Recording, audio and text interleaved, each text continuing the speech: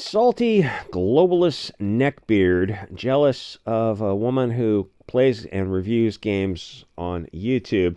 So David Jaffe is a 300-pound neckbeard who has nothing to say and is saying it loudly and has a very thin skin. So how this, I mean, it's kind of hard to say where it started exactly, is roughly woke games, movies, and comics, pop culture in general, have not been doing too well for the past several years. And a lot of this is due to social media and entertainment changing from a monologue, from a hierarchy, from it was just one way of communication. You bought something or you didn't, to what it is now is this dialogue, is this massively parallel communications network of people on all these video hosting platforms and hundreds of social media platforms, and it all adds up, and they all are starting to intermesh with each other, where you can look at these the stuff they're making and go, oh, this is just not very good. And it's to the point now where even left-wingers are looking at some of these games and movies, and like, they can say one thing. I mean, a lot of them are actually saying the stuff is not good. But even if they say it's good, you look at the numbers, you're like, so how come you and your comrades are not paying to support this stuff? And they don't have an answer for you because they're not.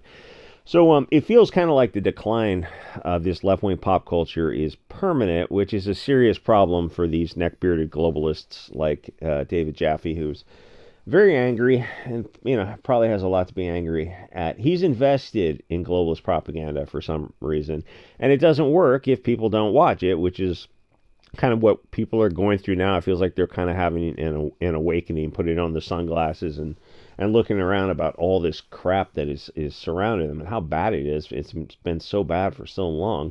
So any criticism of comics, games, movies, all the pop culture makes these people, these useful idiots, insane with rage.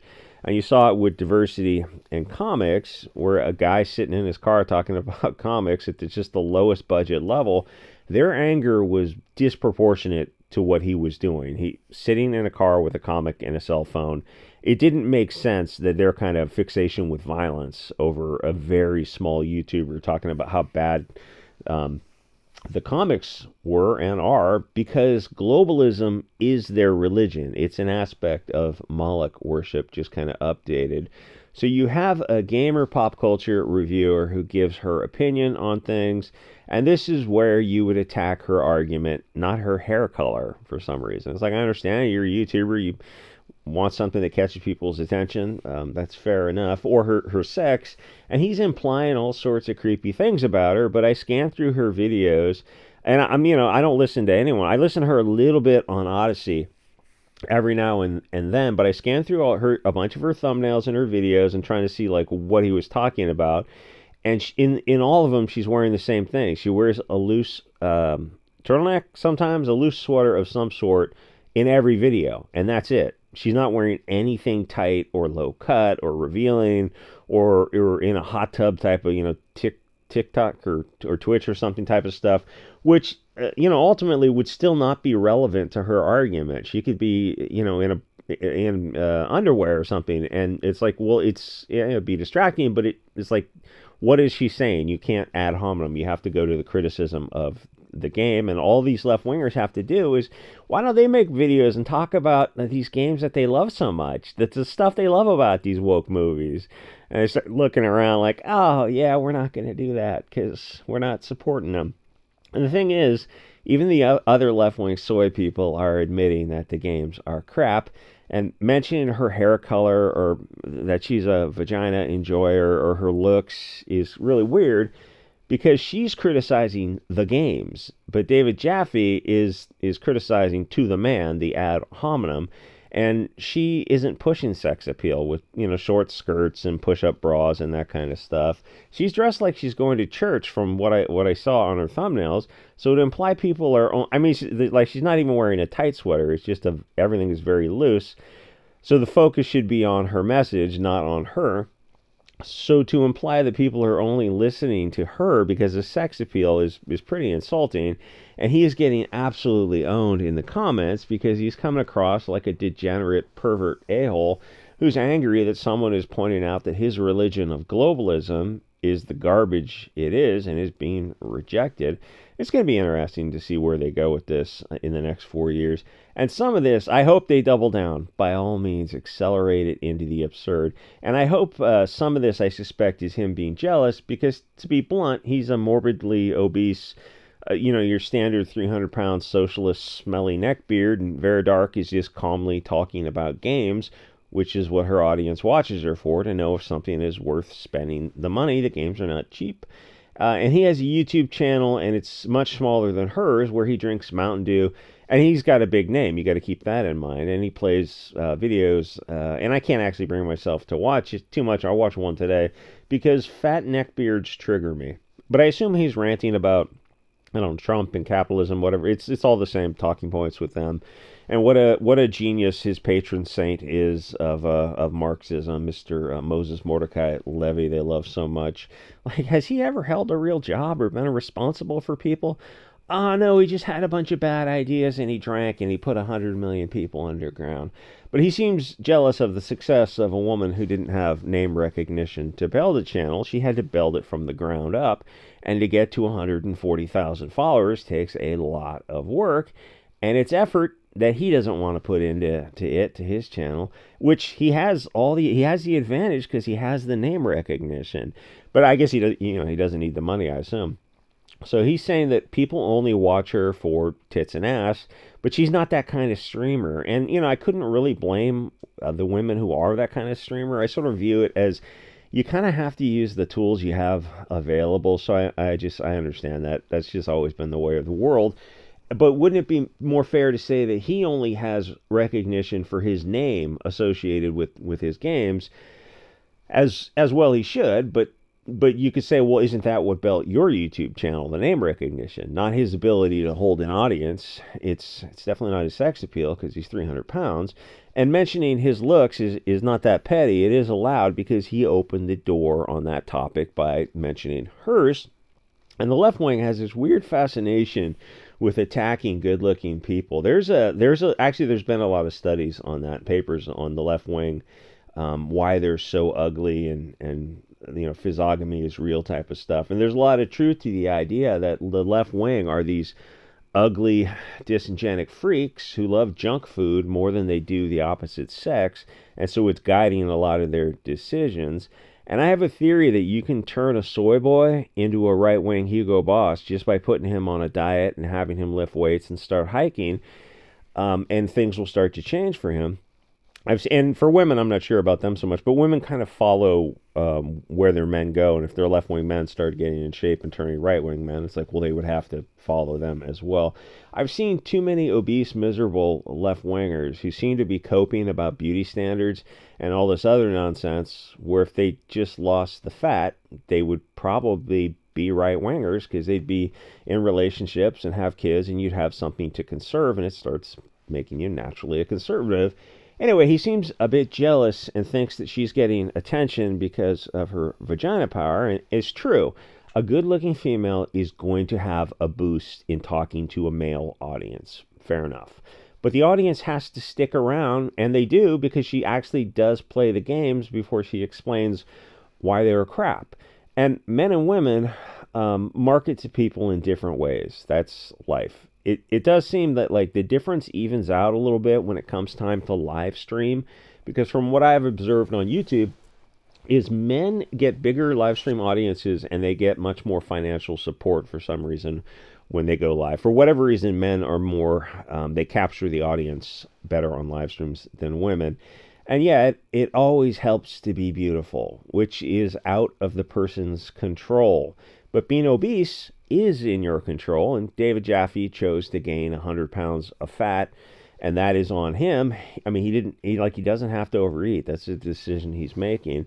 And think how insulting it is if you worked hard to build a channel, working your way up to turning it into a full-time job, and some obese neckbeard soyboy globalist pussy says you only got a following because you're a woman, that her researching and playing the games and taking notes and learning how to write scripts and filming and editing her shows and figuring out all the tech that goes into making on-camera videos and presenting well on camera under lighting and the audio. None of that counts, only that her being female got her there. That's the toxic left wing, where if you're not on the plantation, then personal attacks are totally acceptable.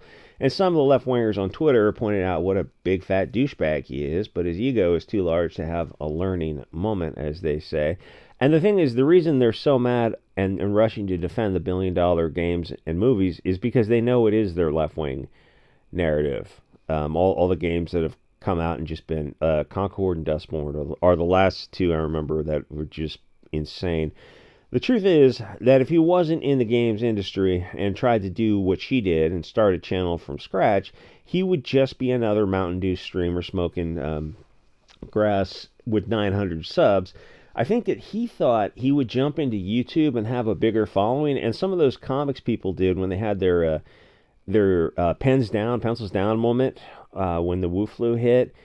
And they kind of started making YouTube videos, and they didn't realize, like, yeah, you don't just like make 5 videos and have 1 million people following you. It's like you have to make videos several times a week to build an audience. So they all gave up on it. But the thing is, he's so abrasive that even the other soy boys don't want to listen to him whine like a child for candy. And someone pointed out that he sounds like someone who stopped maturing in high school, which is kind of the same situation with Mark Wade. These people turned into successful adults, but they're frozen with a high school mentality. And it sounds like he's jealous of the pretty girl who's ignoring him and his double chins. Let me put it this way. He and all the other obese left-wing guys would not be this bitter and angry, and women too, if they were in shape, because what you put out in the world is what you're getting back. And I think that's why we have so many bitter left-wingers. The obesity issue is they're just too fat. Anyway, so what's going on is you have the original movie, games, comics, the source material, and then you have, they don't like the critical drinker, yellow flash, nerdrotic, anyone who's loosely in that community, who's got over 50,000 followers, they spend all their times losing their mind over. But all those YouTubers are talking about original source material. And then you have, and they go online, they explain why it's globalist cancer, and it totally is, and the objective proof is neither the left wing or the right wing is supporting it. They're going, I mean, this stuff now is just full mask off anti-white. What was the Dustborn thing? That was creepy. Something about, we're the new prawn, and then the next line was some kind of reference to a baby. I think we're the newborn, and we're something like, so adult prurient interest videos, and then the next line was about newborn babies or something, just super Epstein creepy. Where's it going with this? Anyway, there's a lot of bitter weird left wingers out there making this kind of stuff. And then you have these Twitter SJWs who rush to the defense of the billion-dollar companies to defend the narrative, which is their religion. So they're the third stage. They're not talking about the original source material. They're whining that someone else didn't like it. And I can understand. Go in there and if you're some SJW, a blue-haired, nose-ringed, talk about what you loved about these games and movies. You can't do it because you wouldn't have an audience for it, because no one else is talking about it, because they suck. But because they're proselytizing your religion, you get offended when someone criticizes them. And it's Jane Fonda recently did an interview with Bill Maher, and she said she was attacking him. She said he was the problem for talking about how incompetent, malicious, and stupid the left wing was, and he was the issue, because he was bringing these issues to light instead of just, fixing the left wing. So these, yes, Jane Fonda is still around. What was that movie? Barbarella or something? Okay, I think she was in one movie, and it was one good movie, one bizarre sci-fi movie. So these left-wing soy people don't buy the games either. Or there's enough left-wing people to make the games and movies successful. They're not buying them, and they just refuse to admit that they're not buying them. Nobody is, but they're outraged that someone would criticize them. See, she's wearing like a sweater in every video. It's not, I could get it if it was one thing, if she was doing like lingerie streams or something, to the extent YouTube would allow it, but that's just not what she's doing. They're outraged that anyone would criticize them. All they have to do is buy the product, then get on YouTube and talk about how great the games are or these girl power movies are, but they don't because they suck. They're not talking about everything they say they want in a movie. What were the last two superhero movies? Were the Madam Web and the Marvels. In fact, there's been like the Terminator. There's been a bunch of these. You get the idea of these. The Eternals. They're like, hey, they're female, strong, empowered, stunning, and brave women. They're empowerment, and they're female led, and they're listen. There's POCs and pox and walks, trans, furry, two spirit, otherkins all over the movie. The movies are made for left wingers. We don't watch that. We're the Hugo Boss. We're istophobic and intolerant, bigoted, whatever.